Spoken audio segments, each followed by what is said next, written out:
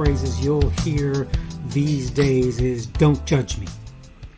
And the thing about it is, a lot of people think that that's a reasonable way to live your life, is to not be, quote, judged. And I'm not really saying for the most part that other people should judge you. I'm more saying, I guess you could argue, that you ought to probably judge yourself than have other people judge you.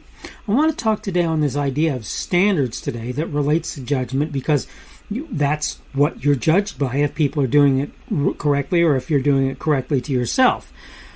So I want to talk about standards on the Daily Summation from Kurt's Religion and Politics. I'm your host, I'm Kurt, and today is Monday, the 21st of March of 2022.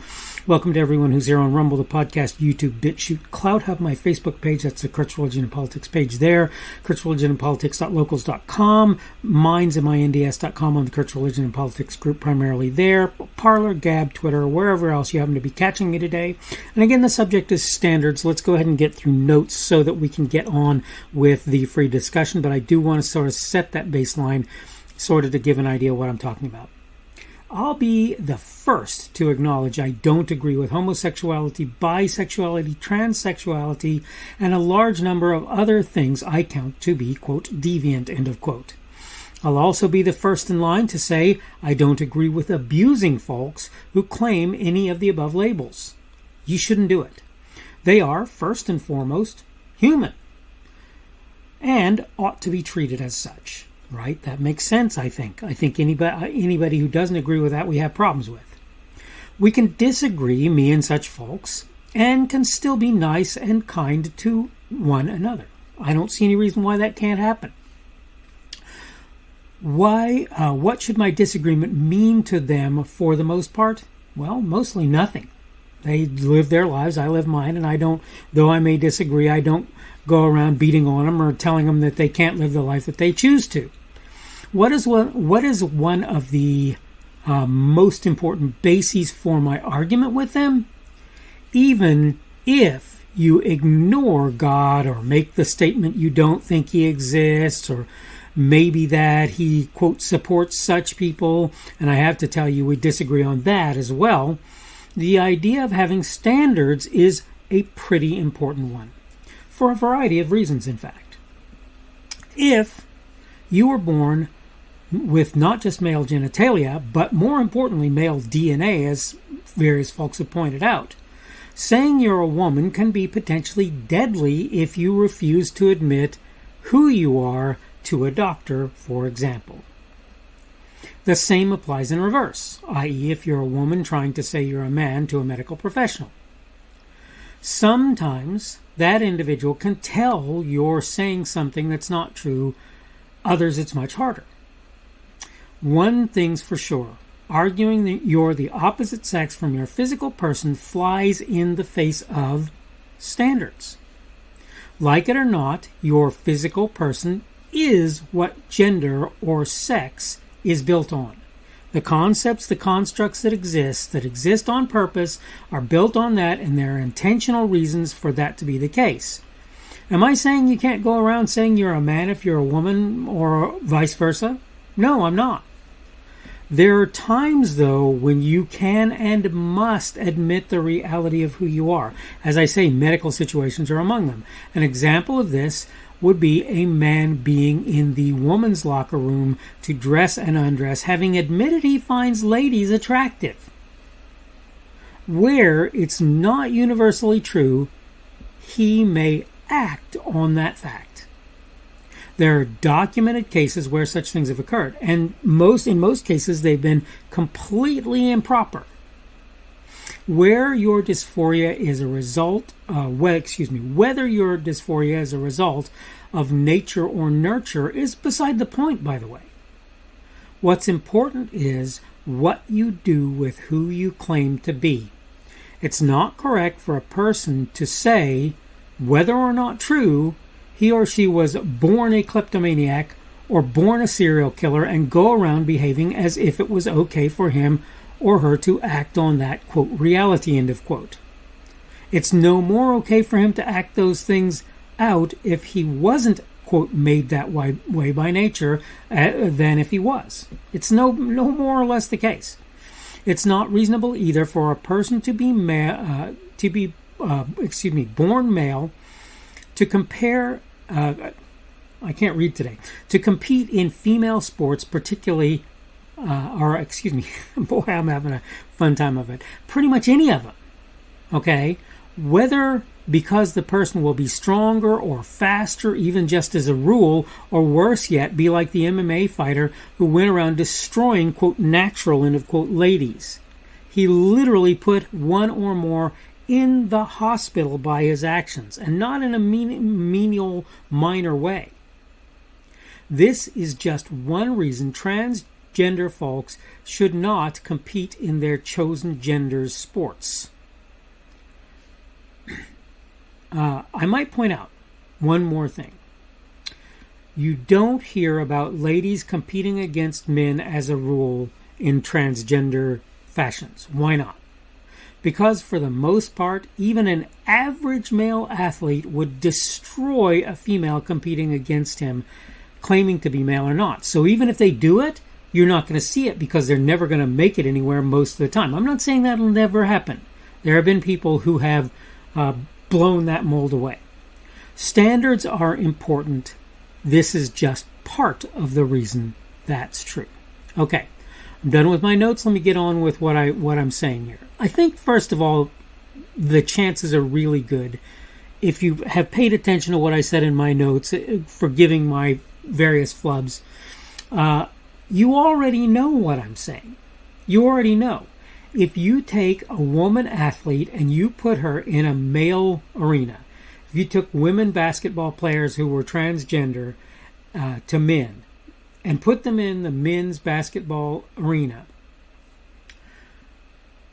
most of the time, I'm not saying always because it wouldn't happen always, but I would estimate more than 75%, probably more than 80%, and possibly more than 85% of the time, maybe more even yet, those ladies would not make the cut into professional teams or even college level teams. They just wouldn't. There might be some exceptions. There might be some places for co-ed play. I don't know. I don't think baseball, but maybe softball. I can't answer. I don't even know where that would happen. But in general, the men's records for running, for swimming, for a number of baskets on a basketball court, for various things, and their stats for various things, the men's are way stronger than ladies. And you can make the argument it's just that ladies haven't been working at it for as long. I think I'd have to disagree with you on that. I think what you're going to find over the long term is, except for people using performance-enhancing substances, mostly ladies are just not going to be able to make it in the men's world. There used to be a bodybuilder by the name of Bev Francis, and Bev was big. And I don't know if she used steroids or whatever or not. Couldn't answer that. But it doesn't really matter. She was big. But by comparison to these two behemoths, I forget their names now, who were Coleman maybe, and the other one, these two behemoths made her look tiny, even though she was huge for a woman. And what I'm saying is, even when you look at lady weightlifters, lady bodybuilders, lady whatever, even if they're using performance-enhancing substances, I think you're generally going to find that the ladies cannot compete in the men's arena.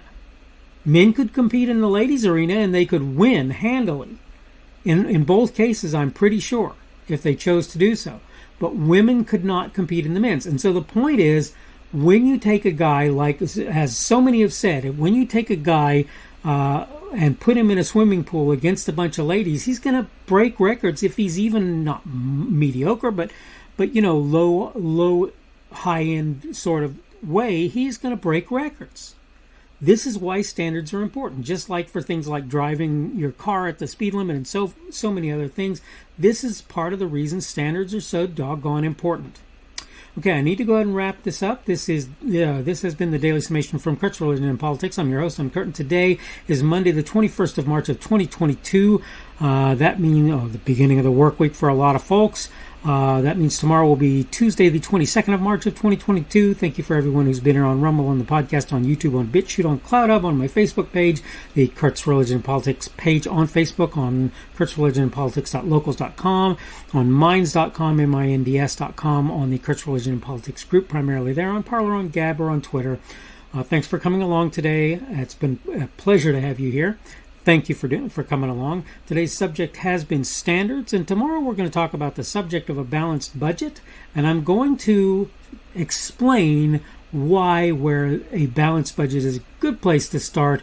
It's not where we should be ending up. It is not where we should be ending up, people. That's not what we should be looking for. So tune in tomorrow if you want to hear me talk a little bit about that.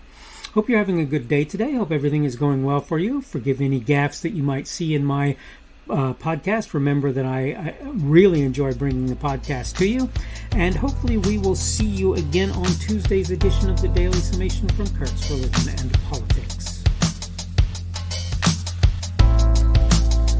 The speaker on this edition of the Daily Summation is Kurt Schubert. This podcast was created on Monday, the 21st of March of 2022. The Daily Summation is created for Kurt's Religion and Politics. Thanks for watching today's edition of the Daily Summation from Kurt's Religion and Politics. Don't forget to come back tomorrow to check out the next one. Remember, on various platforms, primarily Rumble, YouTube, BitChute, and CloudHub, and the audio podcast, you can subscribe to my content. For the audio podcast, you probably want to use Apple, Google, or Spotify.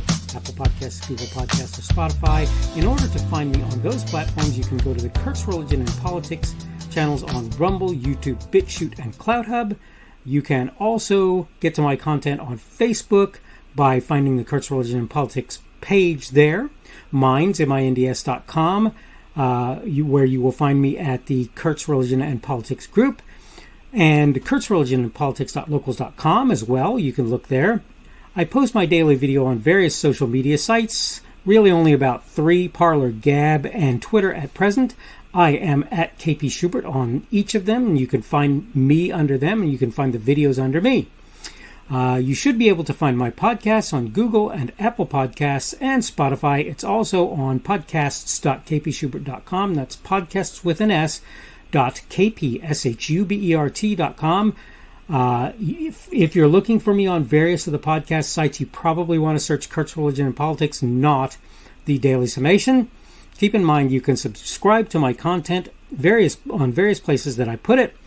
All constructive feedback is welcome. You can like, dislike, add a rumble, or give whatever feedback is available on any of the platforms that you can do such things. You can also add a comment on what I put there. Unless you're advertising or doing something that I believe will harm others, I'll leave your comments out there even if I don't agree with or understand them. I will try to let you know I've seen them when possible and may reply if I feel it's reasonable, appropriate, and possible, of course. Thanks again for viewing this edition of the Daily Summation from Kurt's Religion and Politics. Don't forget to come back again for tomorrow's as well.